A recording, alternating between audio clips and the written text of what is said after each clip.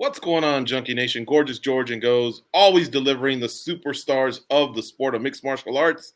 Right now, we get to talk to former UFC welterweight champion Tyron Woodley. I was gonna say in the 170-pound division, but I blanked out there for a second. It's kind of implied, they may switch the weights up. You never know. I was watching some boxing this weekend, and I keep remembering their welterweights are 147, and MMA it's 170. I just got to compartmentalize. How are you, sir? I'm good, man. I can't complain. Just got done cooking, being domesticated, getting the kids ready for sleep and getting ready for school in the morning. So there you go.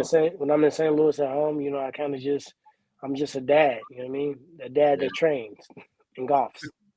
Hey, T. Wood, let me ask you this then: do you and your family, especially your family, do they miss you competing? No, I never retired. I never stopped competing. I just let the internet figure they had it because they always know everything. So instead of me combating retirement or combating not fighting, I took the last couple months to really just live life for real. Like I haven't been on a trip that wasn't work related since I was in high school. Not even high school, maybe middle school. Every trip that I've ever been on since 7th or 8th grade has been something sport related or work related. Like I've never just said, okay, let me just go here for vacation. Let me just do that. It was always something work related. So, man, I spent the last I don't know how many months since January probably just kind of exploring, been all these different concerts and just kind of like, living a regular life just so I can just get my feel back underneath me, because before it was like everything was press, everything was rushed, everything was, something that was like on an itinerary, or watching all these concerts from behind stage with the artists and stuff. So, I went a lot. I went on a whole tour of concerts. Did that shit, watched it out in the open with the public. That shit was a vibe. Went out of the country, went to Ireland to do a TV show called Name That Tune. That was a vibe. Went to Mexico a couple of times, Hawaii 5 or 6 times, and just really had to just center myself and just get ready to go back on a run. So you guys got me at a good time today. I kind of started getting ready, prepared for a return early in 2023. So fans always come up to me and they always say, we want you to go get another belt for us. And I never really thought about that because, people don't understand the chore it is behind the belt. They don't understand it until they get it. A lot of people tell you how you should be a champion, what you should do when you become champion. And for $1, they want to be able to tell you who, when, where, how, and, how often you should do it. So it comes some liberty with not having a belt. It comes higher paydays with not having a belt. And the restrictions are a little bit different. So for me, I'm the only really true free agent in the sport, combat sports. I can do whatever I want. I can go fight in any organization, any format of combat. I name my price, and I want every fight to be a big, big fight with a lot of build up. Opponent that really gets me excited, that could potentially maybe beat me, maybe not. Something that's giving me, butterflies, and something that's fun for me. So I think I might have found that fight, and get ready for that.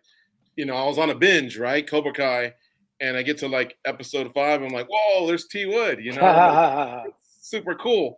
And seriously, like I get happy, when I see all of you maximizing, your fame and your popularity and all that stuff. So I see that, and then you're on the next episode, and so I'm sending you, a quick text telling you that. But of course, you said you were willing to chat a little bit. So first, tell us, how did you enjoy Cobra Kai? I dig it, man. I love that series. I love Cobra Kai. My kids love Cobra Kai. They all came on set. They got to meet their favorite actors. My daughter loved the kid Jacob. He got the Mohawk. They call him Hawk on the show. She loves him. My son loves Johnny. Got a chance to spend some time with him. And I got my oldest son, my 19-year-old son, TJ, actually is in Cobra Kai. So he actually made an appearance, got a SAG card, got his first movie gig. So it was a great moment for me. And a lot of people don't recognize that I started martial arts because of Karate Kid. Karate Kid made me beg to go to a karate gym. And I'm sure I wasn't the only one, but what I did in martial arts got me in Cobra Kai. So for me, it was a full circle. I'm on set with Ralph Macchio and Johnny, and that's really like, the people that I wanted to, I wanted to fight. I wanted to do karate after that. And I'm just blessed and thankful. It was a great show. Each episode was almost like the budget of a film, entire feature film. They cut no corners. It's 3 different producers that really they gave a fuck. Every molecule, every this has to be planted right here. The picture wouldn't came out because in episode 7, I'm like, damn, they got this shit really down to a science. So it was dope. I had a great time there. I spent a lot of weeks on set. Filming, got to know everybody on set, and yeah, I made a strong impact in the series. I feel like me and Wonder Boy kind of we kind of gave the series stripes. You have real martial artists in there, real guys that fought against each other. Him and Machida's probably the top 2 karate guys that ever fought in the UFC. So you get him, and now he's a bad guy. Sorry if I'm ruining it for you guys that haven't seen it, but we're on the same team, which is kind of dope. We had a war. I'm building a room in my house called Room 205, and you'll see a lot of me and Wonder Boy memorabilia. And it was just a big piece of my life. And I was excited to do that.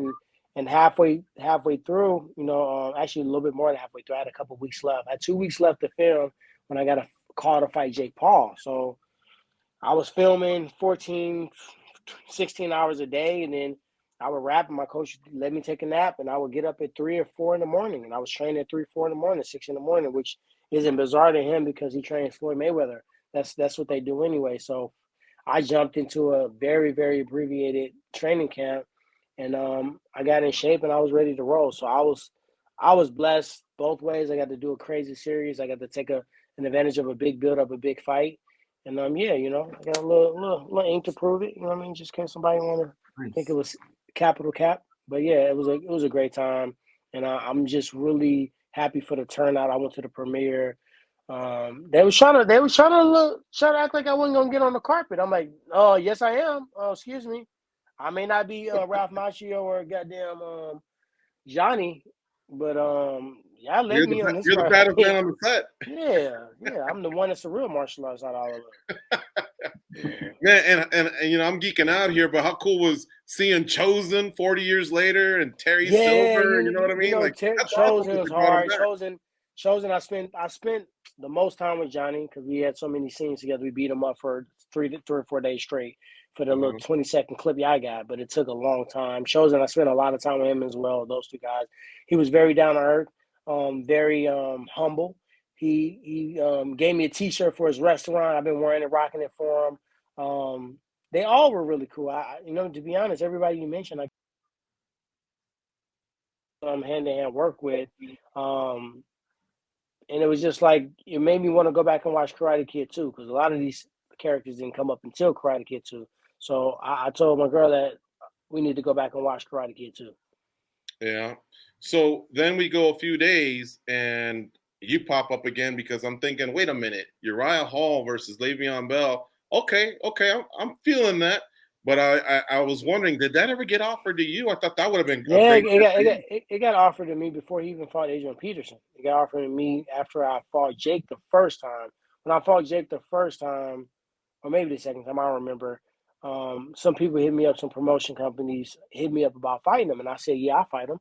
I don't think he really wanted to fight me, but he had some shit to say. Anybody that got something to say about me on the internet that's a quote-unquote a fighter or trying to utilize me to try to get a fight with Jake, people just wanted to get paid, and I get it, but it's a way you can do it. You still got to show respect. I never had to shit on anybody else to get a fight with Jake. I never asked for the fight with Jake. I was their corner, Ben Askren. That was my dog. I actually asked Ben. I stood back. I wasn't in the limelight. I wasn't even entertaining the bullshit in the background. Had it not been Ben fight, you would have seen a whole different person in the backstage when we was talking. But I was like, get your boy his money. This is his bag. This is payday. Don't fuck it up for him. You know what I mean? Make it back to the locker room. Don't get no bullshit going, right? So I just literally played it cool, and then they came to fight me. So, of course, I'm going to say yeah. So I never had to push for a fight with Jake. I never had to go and campaign like that. I'm just saying, like, I heard so much stuff that they were talking about that I was just pointing out what was really being said and what really happened. It was all real and authentic. So Le'Veon kind of said some bullshit on the internet. And I said, all right, well, let's fight. Then he didn't want to fight. Tommy Fury didn't want to fight. I don't know what KSI doing. I guess he may want to fight, may not want to fight. But for me, I just want exciting fights, man. But I do want to get another belt. So I've been talking to some promotions, and I've been talking to just people in the different countries, and some in the U.S. too. But I want to do something big that's never been done before. So I'm being really, really cautious on that. I've been offered a lot of money to fight. I'm glad that people start to understand your value and understand how to step up to the plate. Don't come to me with peanuts. You know what I mean? I'm not even into that right now, but yeah, I'm just excited. It's an exciting time for me. But I did take a break for a while. I needed a break, man. I've been nonstop at this shit for 30 years straight with no break. Since I was 10 years old, I've been an athlete with no break. I never had a break. 10 years old, I started my first sport, and I have not stopped since then. 30 years straight. So I took my first break in my life, and it was a very beautiful thing. Let my body heal up, let my mind heal up, put things in perspective, and I got in the gym, was training today, and I felt good. Tyron, I know you got family members. I think one of your sons is playing football.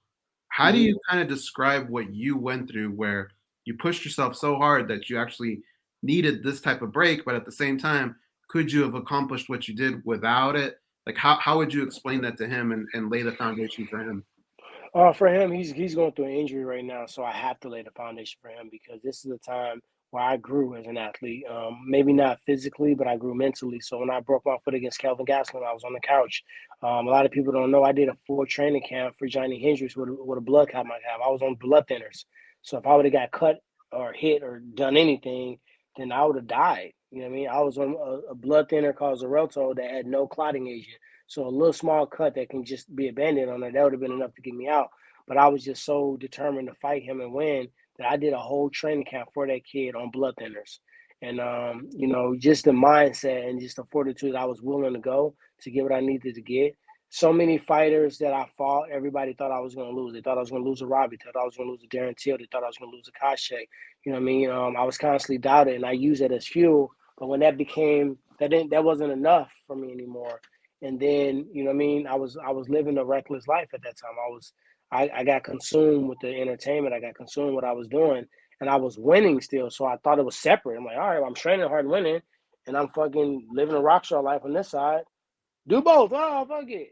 But it adds up. Karma plays its part no matter what we do. We can't stop it. We can't hold it. So when the motivation to prove people,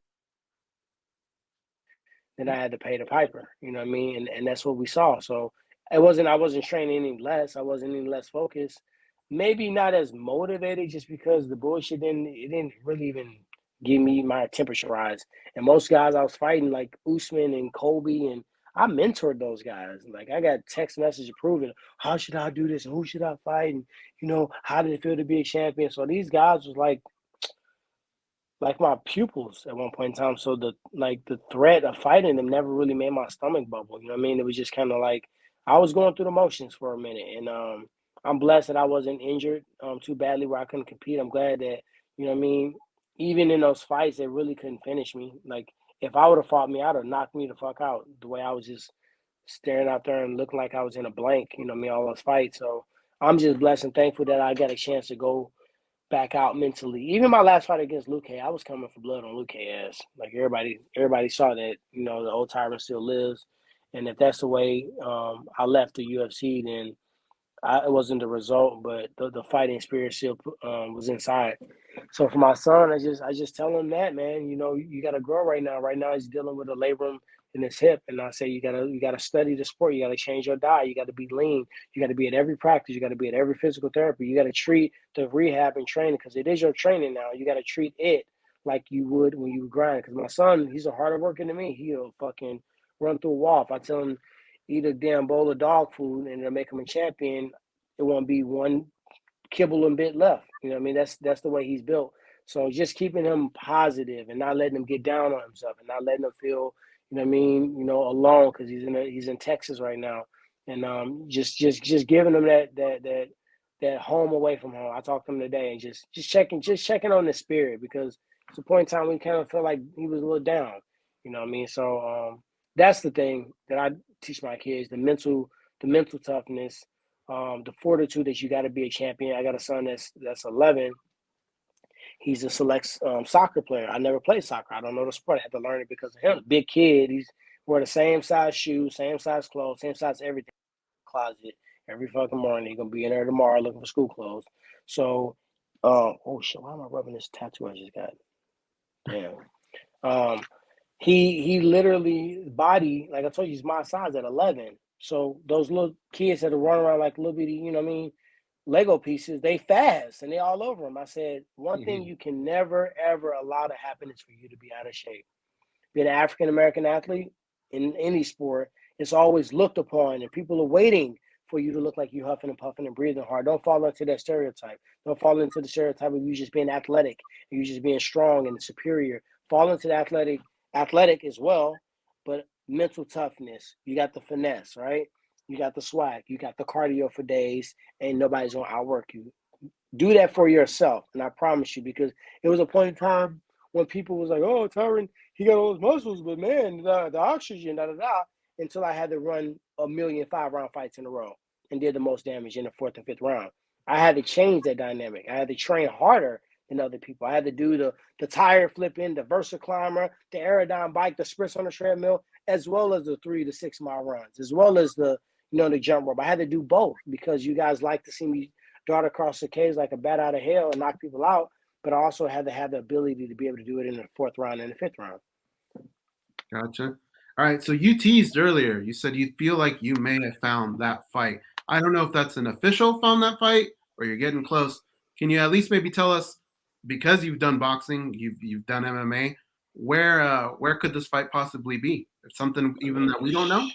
It can be anywhere, any country, any format of combat. You know what I mean? Before I walk away from combat sports, I think you guys will see me do a different version of combat. I don't want to say which one it is, but it'll be one that'll be interesting because if you look at my style and you look at how I fought, when I'm using those other elements, I'm pretty deadly with them. You know, whether it's elbows or kicks or you know what I mean, striking. So I'm looking to do it all kind of the same. So I don't know if it's gonna be kickboxing or Muay Thai, but I'm looking at doing boxing again for sure. And I'm not done with MMA. I do want to do some other combat sports first because MMA, like you can't just take a little year off from MMA and just jump back into it.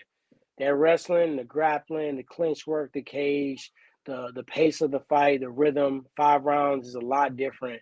I had that to a science how to fight the 5 rounds, 5 minutes. Boxing, you get way more breaks. You know what I mean? I know it seems like more rounds, but it's not that many more minutes. 8-round fight is 24 minutes, but you still get, like, if you can stop and get a 1 minute break at the 2.5 mark of a round in UFC, and then get another one at the 2.5 mark of the second round. If you got them amount of breaks, you see guys fighting a little bit harder. You see guys recover a little bit more because we need recovery. So I think boxing allows for that. Some clinching, some breaking up, there's some, you know what I mean? It's more time for breaks. MMA, it's not a lot of time for breaks. The sport is so, when I watch the sport right now, I feel like, I'm not saying the sport is caught up to me, but I always told myself that when the sport got too fast and it was too athletic and the skill set was too high and I couldn't compete with them, then I would walk away. I feel like at one point in time, I was like the person you would look to when you think about it, somebody that's explosive, that's fast, with power, with skill, with IQ. I don't feel like it's caught me, but I feel like they're on your heels. So you can't go into that. I can't go into that a version that's not as good as my best version, the Darren Till version or a Koscheck version or a Robbie Lawler version. I got to exceed that version to comfortably go back. So I think with a clear mind and just the wisdom that I got from just knowing and growing, I think that's going to put me at a position where you guys will be very surprised on how good I look when I come back to MMA. So hear me out. This might be a long question, but if we go back to the early days of Tyron Woodley, fighting through different eras, I think a lot of fighters have learned from you, things that you've done. You said that you feel like you've even mentored some fighters, probably indirectly as well. I think a lot of fighters have just kind of modeled themselves after you, things that you've done. Now you've actually done Hollywood as well. You've done music, boxing. So you've done a lot of things that a lot of fighters haven't done. You've kind of set these trends for people to follow now. A guy like Nate Diaz, who's kind of in that situation where he could still re-sign with the UFC, but he could go. He could fight me. He could, make yeah, some real money. He could do something like that. What would you advise somebody in that situation right now? Nate Diaz, I would tell him that he a boss. He a G. He did what he needed to do.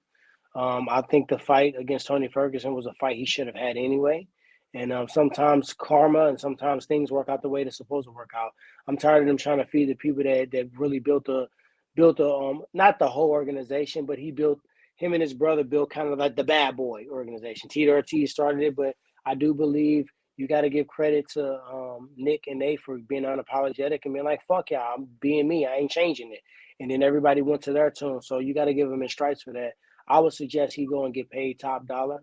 I would suggest that he do what makes him feel good. If he still wants to do it, when he wants to do it. That's what I'll suggest. And I suggest him come over on this side and make some money with me because I got a good opportunity where me and Nick or Nate or both of them can make quite a few millions of dollars fighting each other. So I don't know if y'all got contact with them, but I was just texting somebody before y'all hit me up. How do you get in touch with Nick and Nate? So it's funny you even said that, but I got a pretty big opportunity where I feel like we can walk away very handsomely. So Tyron, just to end here,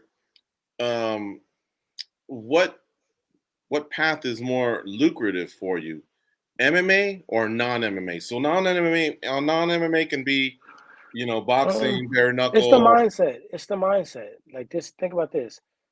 Some guys in MMA make more money than boxers. How many of those guys? A total of 5. That's it. Okay. So now, if you can become one of those 5 guys and you're enjoying your time in whatever organization you're in, and you're happy and you're fulfilled, then stay there. If you feel like there's something else, if you want to like test the free agency and test the waters and maybe, look at something else, don't be scared to look at something else. Don't get caught up into the title of where you're competing at and thinking that's you. It didn't make you. It gave you an opportunity to show your skill. You should be thankful for that. You should be feeling a little bit blessed because everybody don't get a chance to fight for a big organization. But when it comes down to doing what you want to do what you want to do it unapologetically. Don't do what everybody else is doing. That's one thing that's really turned me off from even viewing MMA right now is it's so fucking corny. Everybody's doing what everybody's doing.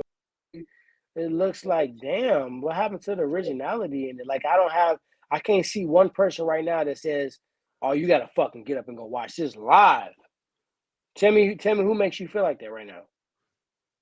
I hear you. Who? Tell me who makes you feel like that.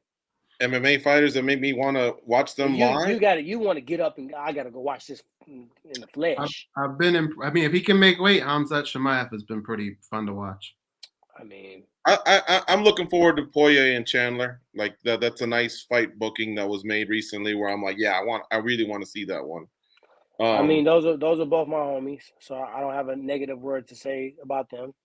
But they are in the cloth of the organizations that are doing what everybody wants them to do. You can go back and look at interviews from both of them and compare my interviews from the past and compare my interviews from now. You may see a couple more F-bombs here and there, but you're going to see the same spirit. I'm still saying I'm the best. I'm still saying I want to fight the best guys. I'm still saying, I want to go out there and show you. It's the same thing. So I just feel like it was a time where you had to go see John Jones, or you had to go see Conor, you had to go see Ronda, and you wanted to be in the building when fucking Anderson Silva fought. You know what I mean? And a few other guys. Now, Conor was a notorious one. Ronda Rousey was a female that really put most martial artists, not even just male. She really put us all on a different stratosphere with a 90-year-old lady at the airport. It's like, oh, you see the Ronda Rousey? When she would have never watched MMA before then, right? John Jones is probably the best fighter we've ever seen. No matter what he did in and out, no matter the breaks and what he just wait, he is probably the best fighter. Demetrius Johnson, I think, is the most well-rounded fighter we've ever seen. But he didn't get the credit. So it shows you that it's not about being well-rounded and a great fighter. You know what I mean? It's about what you mean and what you imprinted and what you left behind. Like I switched my name from the Chosen One to the Realist. Because you can never say I buckled. You can never say I folded. You can never say I went with the grain when I knew it was not right to go with the grain. I always stood up for what I believed in. I got a lot of criticism when I did it. But once people got into that same seat, then now you see Francis Ngannou saying, oh, the UFC. But before then, everybody was like hunky-dory because they feel like you got to kiss the ass to get what you need to get. And at the end of the day, I made a lot of deals that was beneficial for them and beneficial for me. And we shook hands on it. No matter if you said some bullshit about me on the internet, no matter what happened before that, I don't take business personal. So when it was mutual, I made it happen. When it was non-mutual and it didn't suffice me, then I didn't do it. And sometimes I had some friction because of it. Whether it was with the fans, whether it was with other fighters that just wanted to fight me to go up the ladder. And why the fuck am I fighting you right now? I just fought the fucking natural born killer. I just fought the gorilla. I fought the somebody named Ruthless, right? I'm fighting all the top guys, Kashe. So why would I fight this person just because you want to fight me? No, I wanted to fight George St. Pierre. I wanted to fight Bisbee. I wanted to fight Nick Diaz with the belt around my waist. I didn't get what I wanted. So why am I going to give you what you want if I don't see a benefit in me? So I was just original, and I feel like I was the realest in the sport. All the managers called me, asking what the numbers were. All the sponsors, all the fighters. I did so many deals, UFC deals on a napkin behind the scenes that you would never know about. Championship deals, fighters that I was behind the scene, inching and doing and helping them maneuver. I did that for so many years. You'll never hear about it because I didn't do it because I was trying to get credit. I did it because I fuck with the person. And I also just wanted to see things become even and it become fair. So originality is lacking right now in martial arts. Everybody's saying and doing whatever they think if I want to get some money, let me wear a suit or talk crap or do this at the weigh-in or like flip the tire or wear, you know what I mean, come in this car or like, come on. Well, some of it is flattery though, and it's from a book you've written or the book that's been written where you've written chapters, GSP's written chapters, Anderson's being chapters. So that's pretty cool too though, right? Yeah, I mean, I wrote a lot of chapters in that book because I think I was a trailblazer. I was the first one that really went hardcore with a podcast.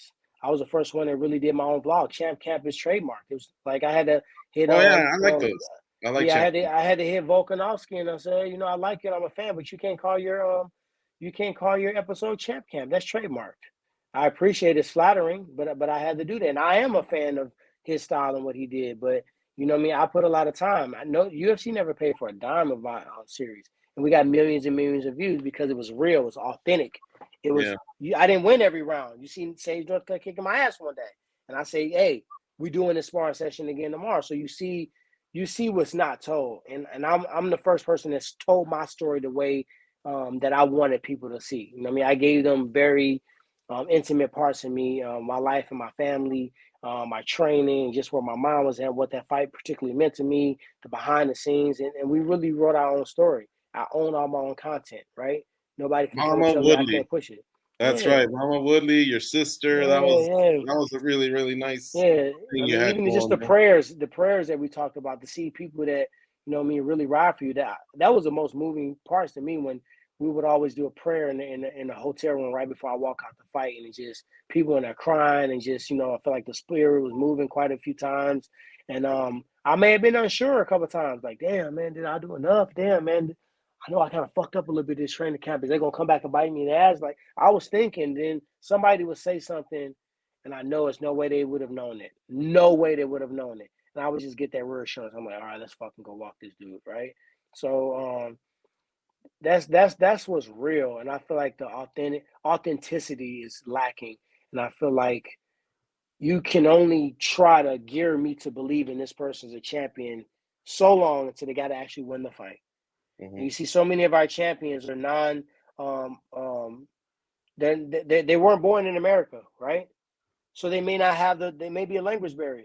They won. Now what are you gonna do? You can't force, you know what I mean?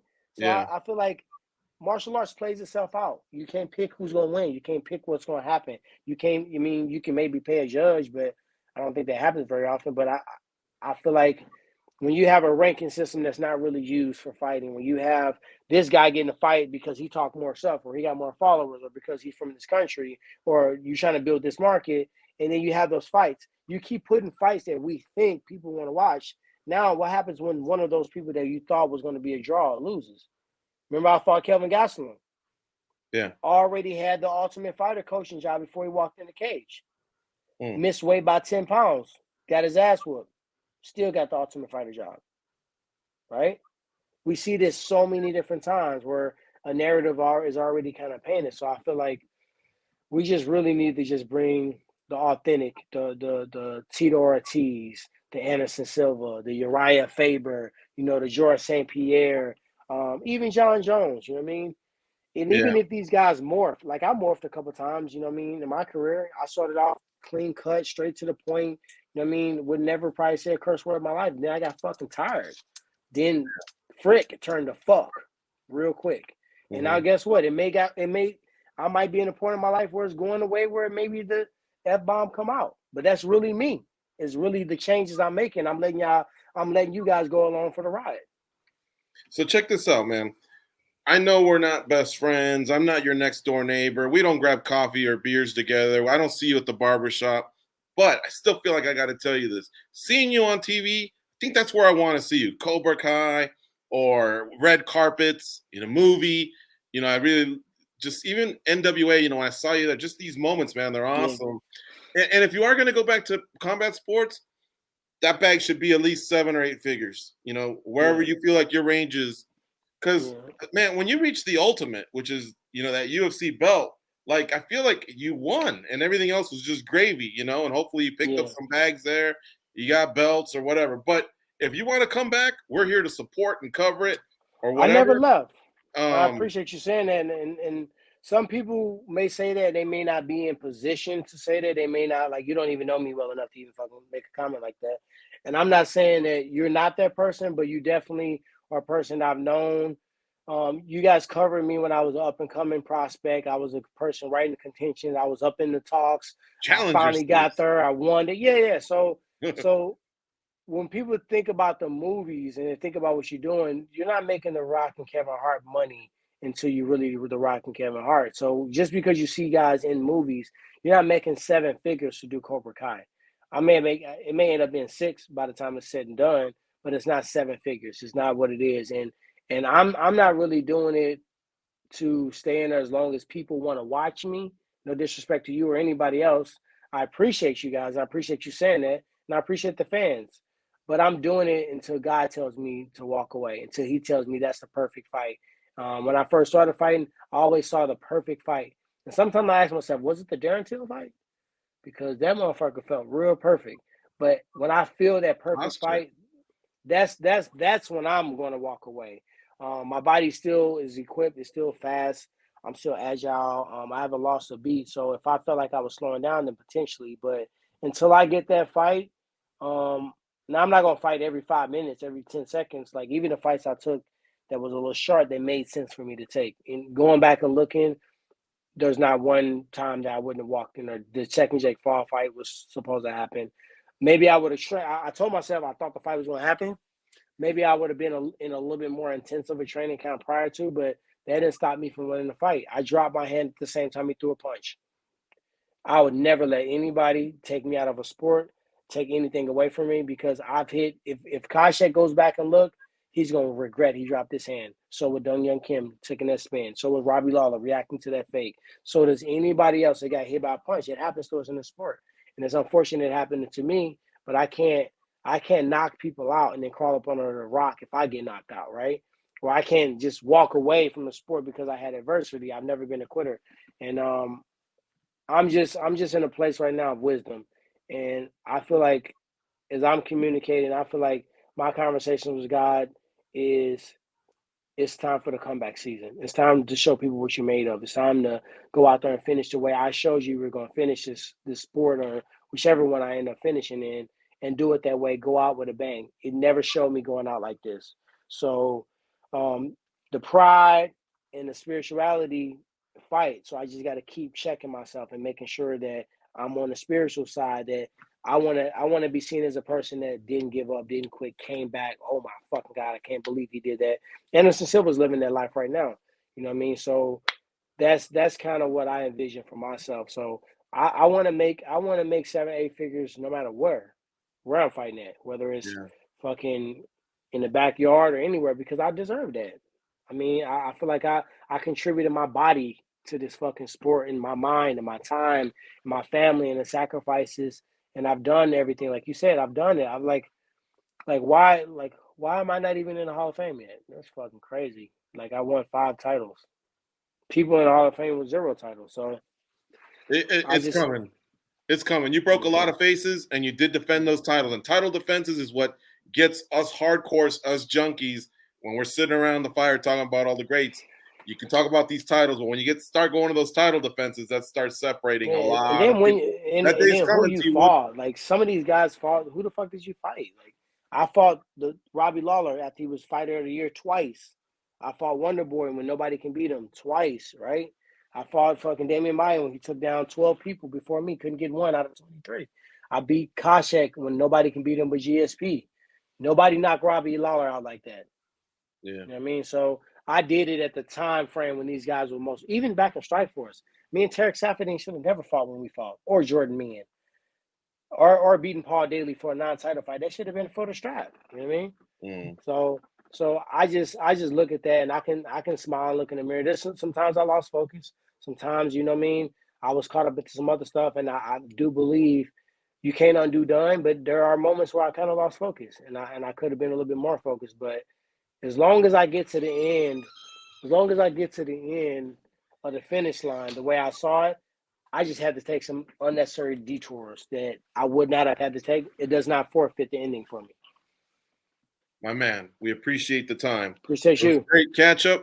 And All right. when it's all the dust is settled and some ink is on a contract, we'd love to preview that as always here on MMA Junkie Radio. T Wood, All right. thanks for the time as always, man. Appreciate you.